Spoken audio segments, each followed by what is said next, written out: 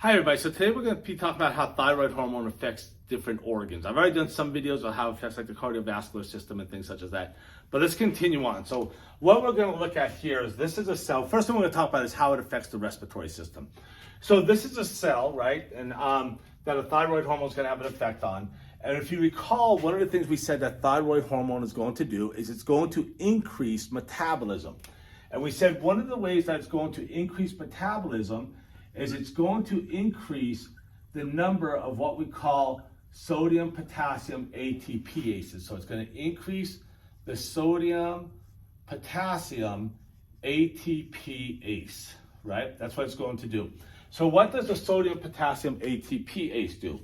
Well, if you recall, we have sodium that leaks in and we have potassium that leaks out, right? So here comes my sodium, it leaks in, right? So I'm just going to have it inside already. And then I'm going to have my potassium, which is going to leak out. So here's my potassium on the outside. What this is going to do is it's going to pump this sodium from here out of the cell. So now my sodium goes back out there. And then if you recall, the potassium is going to come back into the cell, okay? And because I get more of this going on, it also is going to make the channels more leaky to the sodium. So because this is going on, and this requires energy, right, because it's going against this concentration gradient, it's going to require more ATP, which is energy, right? My ATP is going to become ADP. Now, to make ATP, I'm going to need mitochondria. Like we said, we're increasing the metabolism here, right? So now, because I have to make more mitochondria, this is my mitochondria, right? And so because I have to make more ATP, I need more mitochondria. So what's going to happen is we get an increase in the amount of mitochondria. So we can make more ATP. Well, now, to make ATP, what we're going to need is we're going to increase the amount of oxygen that's needed. But on top of that, because we're doing this reaction, going from ATP to ADP, one of the things that's going to happen, one of the byproducts is going to be carbon dioxide. So we need to get rid of carbon dioxide that's building up, and we need to increase the amount of oxygen we have.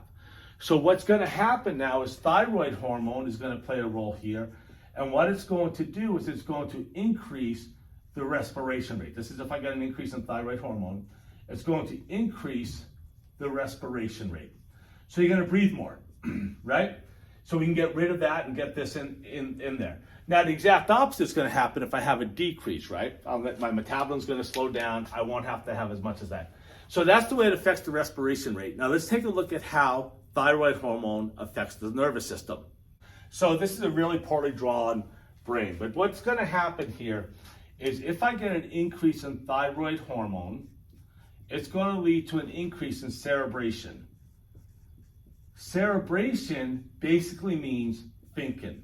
So if I get an increase in my thyroid hormone, these people are going to start thinking a lot more, right? But it doesn't mean that they're thinking and they're concentrating. Their thoughts could be all over the place. All right, so that's one of the things it's going to do. The other thing it's going to do is it's going to increase synaptic activity. And because I increase synaptic activity, a few things are going to happen with the thinking and with the synaptic activity. There can be an increase in nervousness. Okay?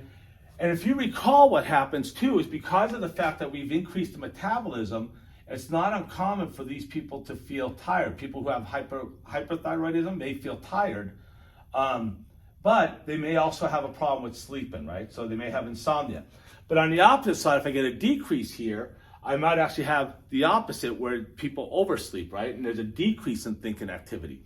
This can also lead to psychosis, right? If I get the increase in the thyroid hormone, it can also lead to psychosis. So there's some things that can happen with thyroid hormone on the nervous system. Let's take a look at the digestive system. So now, all over the body or all over the digestive system, we're going to have glands, right?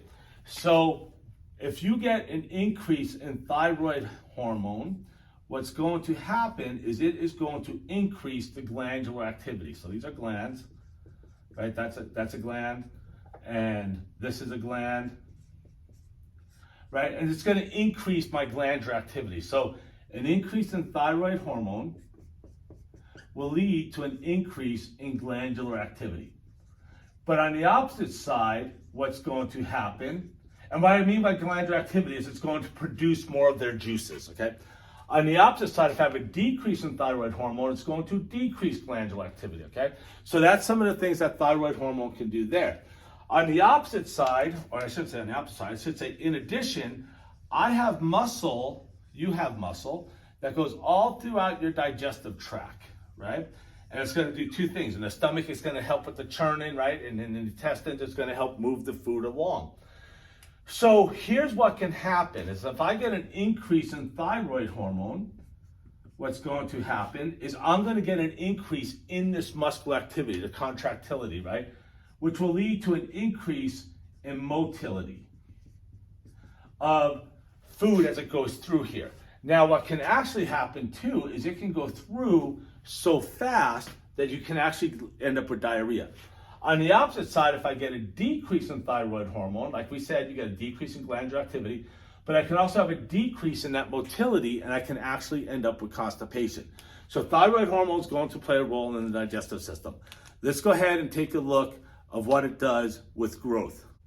So now, what does thyroid hormone have to do with the bones? What it's going to do here is a few things. The first thing is, if you have an increase in thyroid hormone, or it's going to play a role, actually, I should say, in osteoblastic activity. So if you recall, what's going to happen is osteoblast increase the amount of bone you have, or it's responsible for bone formation. It's going to take calcium, it's going to make bone. In fact, let's say that, it's going to make bone.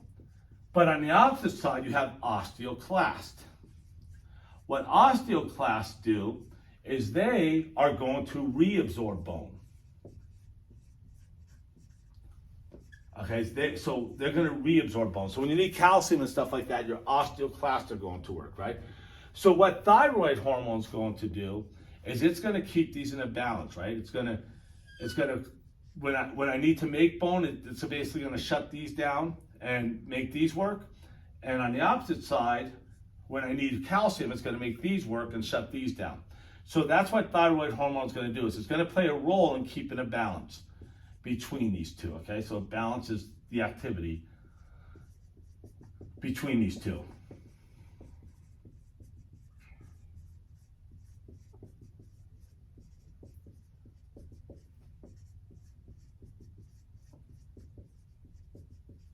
All right, so that's where thyroid hormone is going to play a role there. The other thing that thyroid hormone is going to do is it's going to play a role in growth.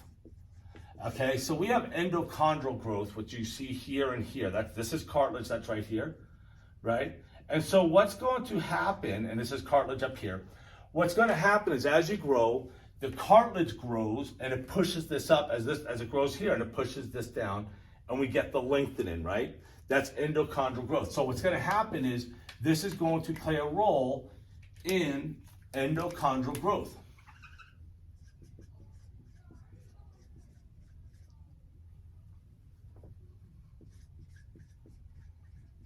All right, so it's going to play a role in endochondral growth.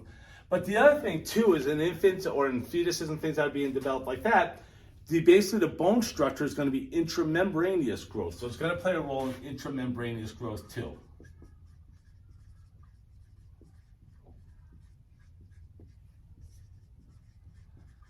All right, so that's the role that thyroid hormone is going to play when it comes to the bones. Okay, so that's it for how thyroid hormone affects the different organs. Thank you so much for watching. If you liked the video, please hit the like and subscribe button, and we will catch you next time. Thanks again for watching.